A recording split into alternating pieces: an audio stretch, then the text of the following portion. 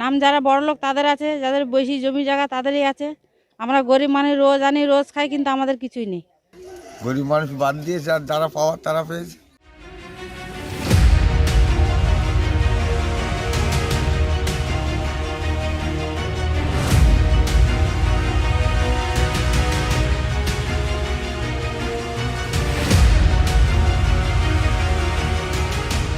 যারা যোগ্য তারাই বঞ্চিত।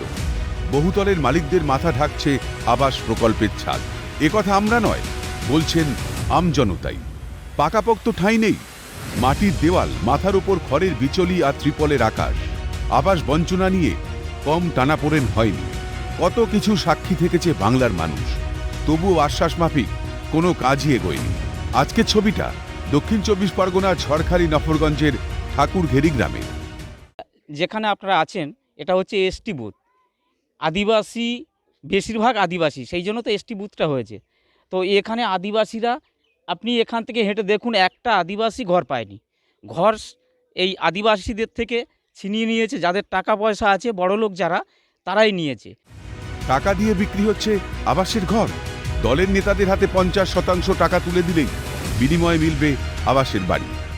আপনাকে ঘর দেওয়া হবে, তাহলে সেই ঘরটা 50-50, মানে যদি 1,20,000 টাকার ঘর হয় তাহলে 60,000 টাকা তাকে দিতে হবে, সেই পার্টির নেতাদের দিতে হবে 60,000 টাকা, তারপর তোমাকে ঘর দেবো। এইভাবে যদি টাকা দিয়ে ঘর কেনে, তাহলে সাধারণ গরিব মানুষ পাবে কি করে ঘর? এ রাজ্যেই যত বঞ্চনা, ভিন রাজ্যে কোনো যোগ্যদের বঞ্চিত হতে হয় না। এ রাজ্যে দল করলেই দরজায় এসে করা নাড়বে সমস্ত সরকারি সুযোগ সুবিধা। অভিযোগে ফুঁসছে গোটা ঠাকুরঘেরি গ্রাম। এটা তো পুরোভাবে দুর্নীতি হচ্ছে, পুরোভাবে দুর্নীতি হচ্ছে। কারণ কি, দেখো, আমি বিদেশে কাজে যাই, মানে আমি আন্দামানে কাজ করি, ঠিক আছে। ওখানে কিন্তু নরেন্দ্র মোদী আবাস যোজনার যত রকম প্রকল্প আছে সব চলে ওখানে।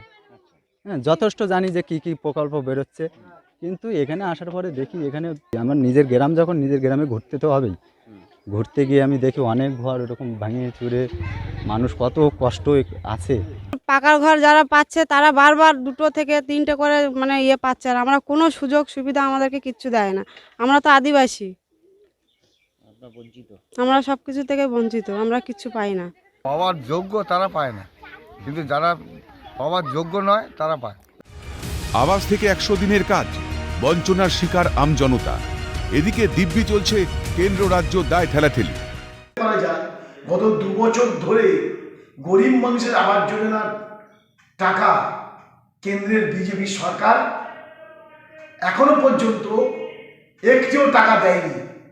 প্রায় 7,500 কোটি টাকা আবাস যোজনার টাকা কেন্দ্রের বিজেপি সরকার আটকে রেখেছে। যে সমস্ত গরিব মানুষের ঘর পাওয়ার কথা ছিল, আজকে সেই সমস্ত গরিব মানুষ ঘর পায়নি। যারা শাসক দলের ছত্রছায়ায় রয়েছে, যাদের পাকা ঘর বাড়ি রয়েছে, তারাই আজকের আবাস যোজনার ঘরটা পেয়েছে।